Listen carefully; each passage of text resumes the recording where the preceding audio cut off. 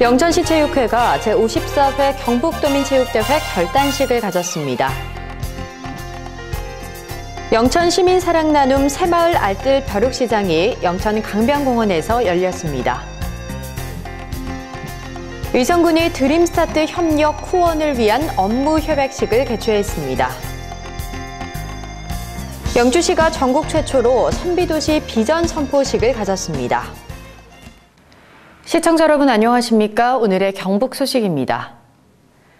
영천시 체육회가 지난달 28일 제54회 경북도민체육대회 결단식을 가졌습니다. 이날 결단식에는 김영석 영천시장을 비롯한 시의원, 각급 기관단체장, 종목별 회장, 선수 등 300여 명이 참석해 필승의 결의를 다졌습니다. 오는 6일부터 9일까지 4일 동안 열릴 제54회 경북도민체육대회에서 영천시 선수단은 21개 종목 500명의 선수들이 참가해 타 시 선수단과 선의의 열띤 경쟁을 펼칠 예정입니다. 김영석 영천시장은 차기 도민체전이 영천에서 열리는 만큼 선수들이 후회 없이 자신의 기량을 마음껏 펼쳐 영천의 명예를 드높이는 대회가 되길 바란다고 선수들을 격려했습니다. 영천 남부초등 재개교 염원을 위한 영천 남부초등 제17회 한마음 체육대회가 지난 1일 목요 운동장에서 열렸습니다. 이날 한마음 축제는 학교 인근 어르신 100여 명을 초청해 음식을 대접하고 민요 가수 초청 공연을 가져 동문들과 어울려 흥겨운 한마당을 연출했습니다.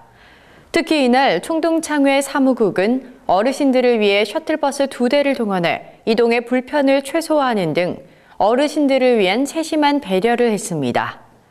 한마음 체육대회에서는 각 기수별 풍선 터뜨리기와 족구, 400m 장애물 개주 등 다양한 게임을 통해 동문들 간 우위를 다졌습니다.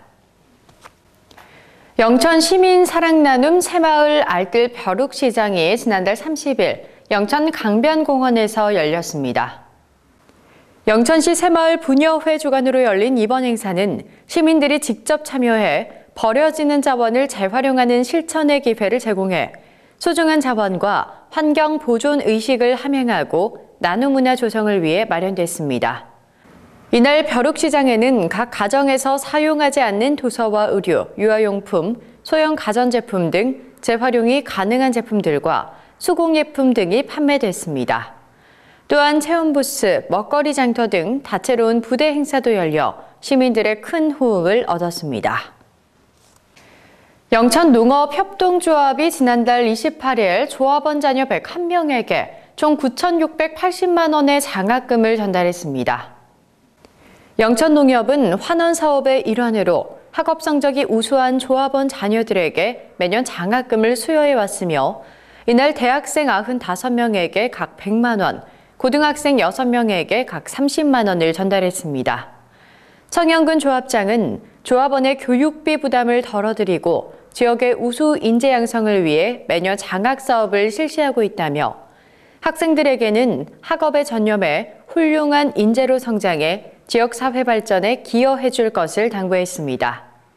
영천농협은 조합원의 교육비 경감 및 지역의 우수 인재 양성을 위해 2004년 18명에게 장학금을 수여한 것을 시작으로 매년 장학생을 선발해 지원하고 있습니다. 영천시가 지난달 28일 교육문화센터 앞마당에서 배움 나눔 장터를 개최했습니다. 배움 나눔 장터는 교육생들이 직접 만든 수공예품, 천연 화장품, 니트 디자인 제품 등을 판매하는 기회를 제공해 배움을 넘어 재능을 나누고 창업의 경험을 통해 일자리로 연계하기 위해 매년 개최하고 있습니다.